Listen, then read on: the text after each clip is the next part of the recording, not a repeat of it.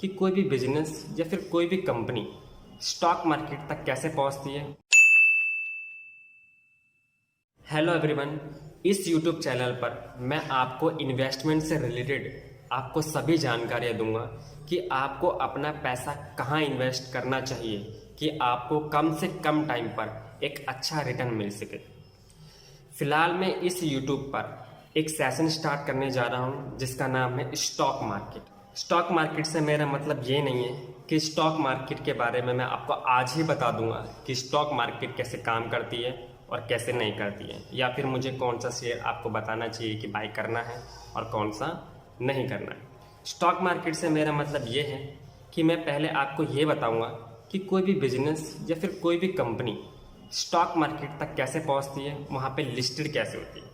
क्योंकि मैंने देखा इस पूरे यूट्यूब प्लेटफॉर्म पर मैंने देखा कि स्टॉक मार्केट के बारे में ढेरों सारी आपकी वीडियो मिल जाएंगी, लेकिन किसी ने भी ये डिफाइन नहीं करा होगा कि कोई भी बिजनेस या फिर कोई भी कंपनी स्टॉक मार्केट तक कैसे पहुंचती है। इसलिए मैं आपके साथ इस वीडियो में ये बात डिस्कस करूंगा। सबसे पहले हम ये डिस्कस करेंगे कि बिजनेस के कितने टाइप्स होते हैं, यानी form of business. Form of business में सबसे पहला नाम है प्रोप्राइटरशिप। प्रोप्राइटरशिप मतलब होता है कि जिस बिजनेस का केवल एक ही मालिक है। एक ही मालिक होने से इसके कुछ लॉसेस भी होते हैं और कुछ प्रॉफिट भी होते हैं। प्रॉफिट ये होता है कि अगर इस बिजनेस से जितना भी पैसा वो कमा रहा है उसका वो केवल एक ही हकदार होगा, और लॉस ये होगा कि मान लो अगर उसको लॉस होता है तो वो अकेला ही इसको झेलेगा। लेकिन प्रोप्राइटरशिप में एक ये बात भी होती है कि वो एक लिमिटेड पैसा ही उसमें इन्वेस्ट कर सकता है, क्योंकि एक अकेला व्यक्ति एक बिजनेस में कितना पैसा इन्वेस्ट करेगा।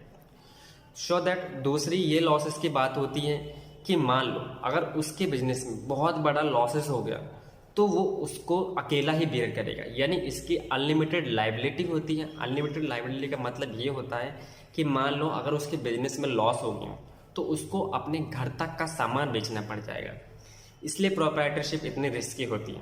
प्रोप्राइटरशिप का कोई भी बिजनेस स्टॉक मार्केट में लिस्टेड नहीं होता है, इसलिए हम प्रोप्राइटरशिप के बारे में ज़्यादा डिस्कस नहीं करेंगे। फॉर्म ऑफ बिजनेस में दूसरा पॉइंट है जिसका नाम है पार्टनरशिप।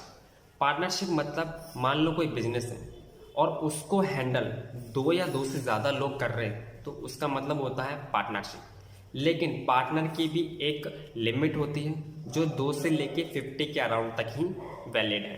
पार्टनरशिप भी प्रोप्राइटरशिप जैसा ही होता है, क्योंकि इसके भी फीचर सेम प्रोप्राइटरशिप जैसे ही होते हैं, क्योंकि इनकी भी इन्वेस्टमेंट की एक लिमिट होती है। एंड जो सबसे बड़ा लॉस होता है जो प्रोप्राइटरशिप में भी होता है कि इनकी एक अनलिमिटेड लायबिलिटी भी होती है, यानी इनको भी अगर बिजनेस में लॉस हो रहा है तो इनको अपना घर का सामान तक बेचना पड़ सकता है।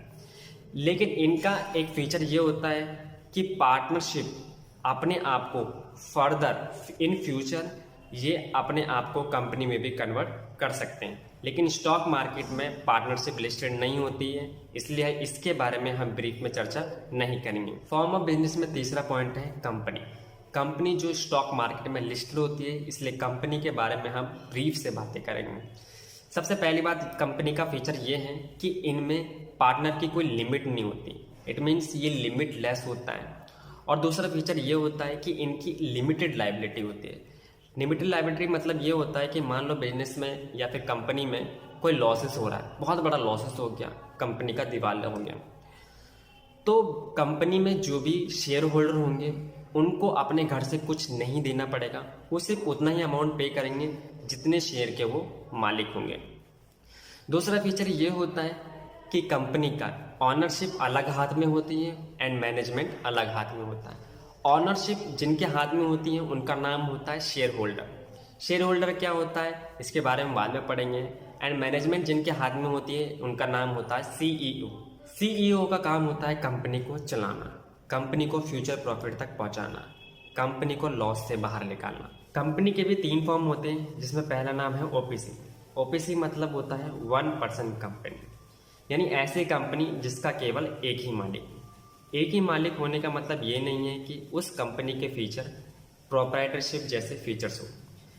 1% कंपनी के जो फीचर्स होते हैं वो सेम एज कंपनी जैसे ही फीचर उसके भी होते हैं, यानी 1% कंपनी के भी एक लिमिटेड लायबिलिटी जैसा फीचर्स अवेलेबल है। 1% कंपनी को कोई एक नॉर्मल इंडिविजुअल पर्सन ही ओपन कर सकता है, जैसे राम, श्याम, सनी, रवि, ये सब ओपन कर सकते हैं। जैसे मान लो कि मैंने एक 1% कंपनी ओपन करी है, तो मैं फर्दर कोई दूसरी 1% कंपनी ओपन नहीं कर सकता।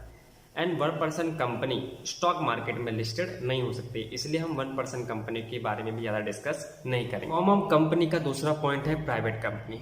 प्राइवेट कंपनी मतलब जो प्राइवेट होती है, यानी कुछ ही पर्सन तक ही वो सीमित है।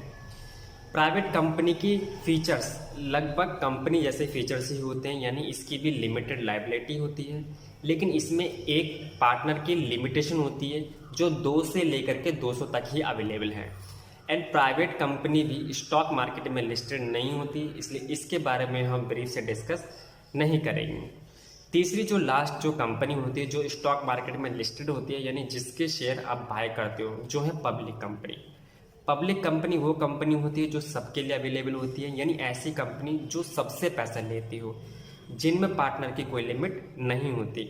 एंड इसके सारे फीचर्स जैसे मान लो कि लिमिटेड लायबिलिटी होती है एंड इसकी अनलिमिटेड इन्वेस्टमेंट होती है, क्योंकि ये पब्लिक से पैसा मांगती है, इसमें पैसे की कोई लिमिट नहीं होती है, इसलिए पब्लिक कंपनी के बारे में हम ज़्यादा डिस्कस करेंगे। अगर आपने यहाँ तक वीडियो देखी है तो आप ये समझ गए होंगे कि स्टॉक मार्केट तक जो भी कंपनी पहुँचती है, यानी जो भी लिस्टेड वहाँ पर होती है, वो पब्लिक कंपनी होती है। लेकिन अब हमें ये सीखना है कि कोई भी पब्लिक कंपनी स्टॉक मार्केट तक कैसे पहुंचती है, वो हम डिस्कस करेंगे नेक्स्ट वीडियो में। गाइज, अगर आपको मेरी वीडियो पसंद आई हो तो इसको लाइक शेयर करना, अपने सभी दोस्तों को शेयर करना एंड मेरे चैनल को सब्सक्राइब जरूर करना। मिलते हैं फिर अगली वीडियो में।